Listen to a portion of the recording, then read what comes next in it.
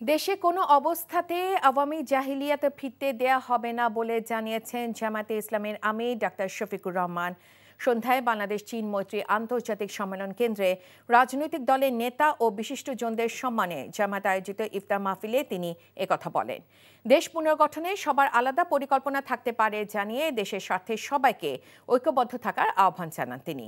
প্রয়োজনীয় সংস্কার শেষে যৌক্তিক সময়ে নির্বাচন দিতে হবে বলেও জানান তিনি। সংস্কারের নামে অযৌক্তিক সময়ক্ষেপণ না করার আহ্বান জামায়াত আমিরের। দ্রুত জামায়াতের নেতা এটিএম আজহারুল ইসলামের মুক্তির দাবি জানান তিনি।